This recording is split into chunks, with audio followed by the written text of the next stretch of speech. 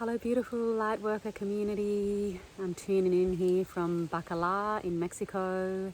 I'm here co-facilitating a retreat called Metamorphosis Retreat, which is primarily Tantra and Shanzu, which is a water therapy practice. It's so beautiful and it's in a beautiful location down here near the lake and having some beautiful transformative experiences. But I'm really excited about this month's topic, which is healthy eating, and wanted to give you guys a few tips to support you on your food journey. Some of them are experiences that I've experienced, and some are some other tips that I've heard from other people and some advice and wisdom that other people have given me. So the first tip is juicing is a really good way to start cleansing your body. Green juices with kale, ginger, lemon, and celery with a mix of fruit is great.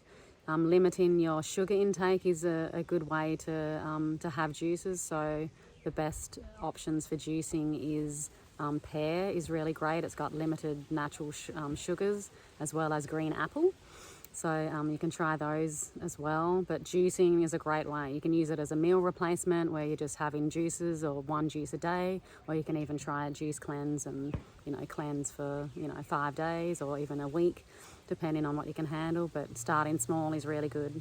And the benefit of juicing is you can your stomach starts to shrink, so you end up not needing as much food in your stomach, so the actual size of your internal stomach shrinks down, and then you can start eating and processing smaller amounts of food, so you're not feeling like in a gluttonous space, and your energy becomes lighter. But most of all, trust your body and know what's right for you and feel what you need and listen to your intuition to help guide you. Some other tips is eating organically, food with no pesticides. So going to the organic section in the supermarket with your produce is the best way.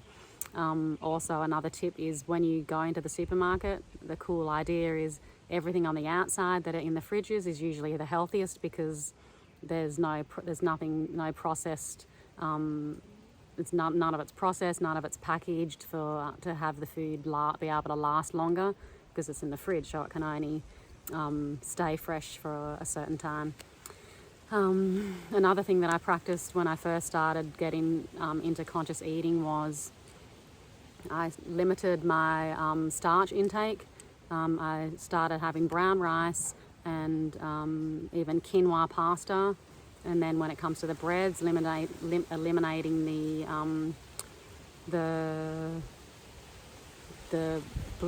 unbleached enriched flour and using whole wheat flour. So that's a good thing, and you can check on the back of the package too. When you look at the back of the packages and the food and the bread that you buy, you can have a look in the ingredients, and usually the first ingredient is the most quantity that's within the actual packaging, and then it goes down from there. So if it says unbleached or enriched flour, then that's not really organic.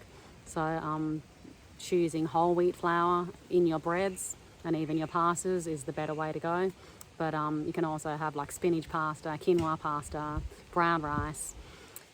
So there's a few tips for you to start working on eating better and becoming more food conscious. But your body will tell you when you put toxic foods in your body. You usually get a stomach ache, and the more conscious you get, the more you'll become aware of when your body doesn't feel good. So trust yourself, trust where you are on your journey.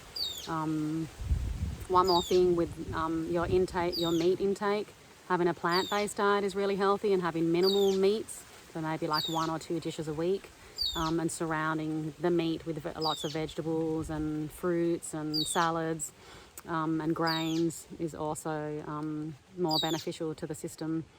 And then if you're going to have meats, have organic meats. Nothing that has hormones in it, so make sure you get your organic meat.